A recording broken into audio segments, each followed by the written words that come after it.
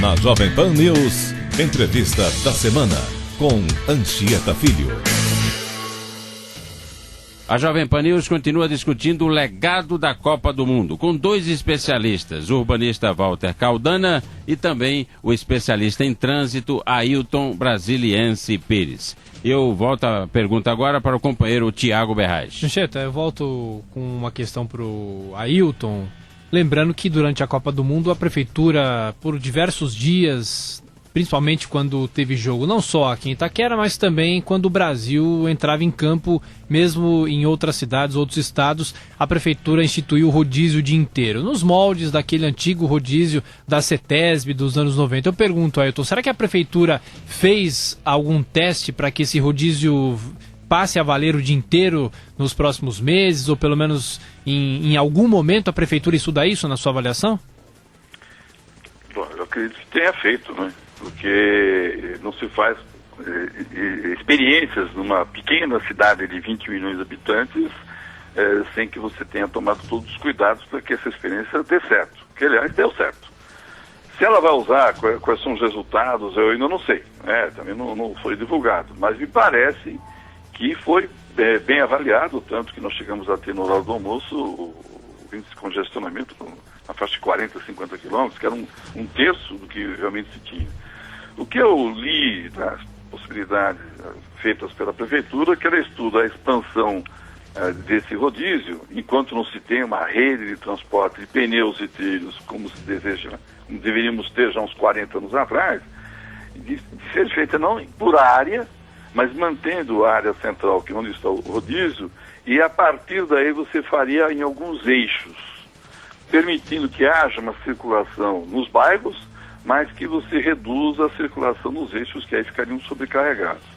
Isso evidentemente está sendo, eu imagino que esteja sendo negociado com a sociedade, mas deve permitir vamos dizer assim, todo rodízio tem vantagem e desvantagem, ele deve diminuir a desvantagem de você ampliar a área, que aí você praticamente ingessa a cidade toda. E parece que essa solução que foi testada, com os cuidados que a CET e a Secretaria devem ter tomado, eu acho que foram positivos, e vamos ver o que será feito, se eles acham que é mais oportuno, sei lá, a partir do segundo semestre, quando se retoma as aulas a partir de agosto. Mas, meu modo de ver, por aquilo que eu li, eu acredito que foi bem estruturado, bem pensado, foi feito com cuidado, e o resultado, a meu ver, foi positivo. Pelo que eu entendi, então, o principal legado, o legado mais positivo da Copa do Mundo aqui em São Paulo foi a área de transporte, Ailton? Por tudo aquilo que eu falei anteriormente foi levantado lá pelo Caldana. Na verdade, a área de transporte estava muito preocupada com a questão da Zona Leste. A Zona Leste não é uma área rica, pouco emprego, muita moradia, enormes dificuldades de circulação. Nós temos muito poucas vias, né, que permitam que isso seja feito.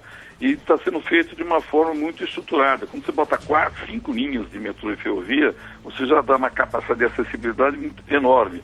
Quando você pega os outros eixos, Celso Garcia, Radial, Luiz Inácio Anhamelo, Web Shop e outros, e põe isso de uma forma articulada e integrada em termos de transporte, você de novo dá um novo ângulo, dá uma nova forma. Aquilo que o Caldana falou, que a Zona Leste será agora o eixo principal, o foco principal das administrações públicas, isso já está demonstrado por esse conjunto de obras, tanto Prefeitura como Estado. Faltavam algumas questões de trânsito, e essa agora me parece que ela vem complementar aquilo que está sendo feito na área de transporte. Nós temos que ter alternativas.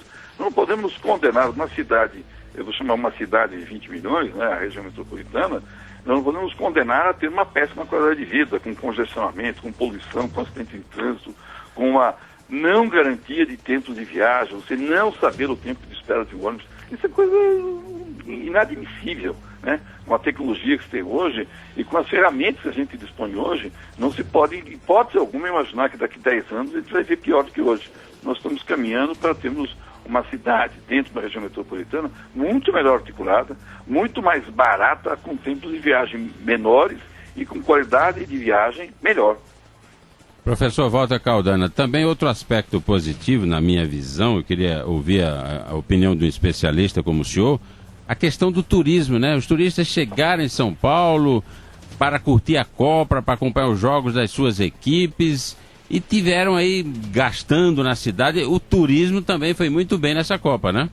Olha, foi extremamente bem, e eu vou te dar inclusive um testemunho pessoal. Num dos dias de jogos da Argentina, eu estive numa reunião na Prefeitura de São Paulo, no edifício Martinelli, durante o horário do jogo, reunião marcada equivocadamente, claro, mas enfim, do lado da FanFest, ali na rua Líbero Badaró. Tudo funcionou absolutamente bem. Eu acho que essa Copa, para nós paulistanos, ela foi muito boa no sentido, primeiro, de mostrar para o mundo a cidade de São Paulo, com o seu tamanho, com a sua força, com as suas qualidades, com as suas atrações. Mas internamente eu acho que nós deveríamos realmente parar para refletir o seguinte: a cidade de São Paulo, ela tem muita força, e às vezes nós subestimamos a nossa própria força. E veja, colocamos aqui partes do maior evento do mundo. A Copa do Mundo é o maior evento do mundo, ela chega a ser quase maior inclusive do que a própria Olimpíada, e tudo funcionou muito bem. Ou seja, nós precisamos tomar consciência da nossa força para daqui para frente fazer uma cidade melhor. É o que o Ailton está falando.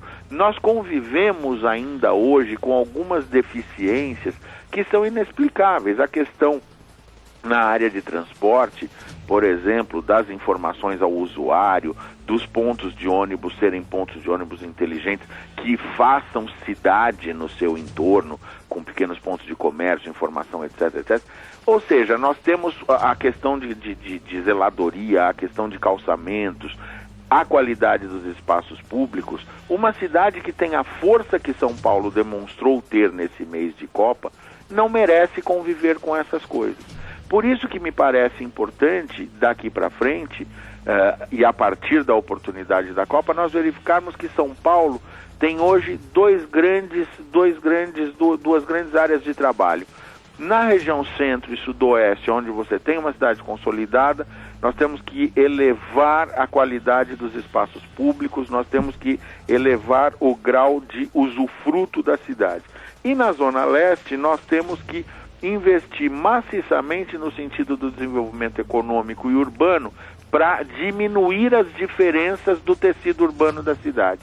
Nós temos força suficiente para fazer isso, e temos força suficiente para fazer isso rápido, desde que consigamos articular todos os nossos esforços.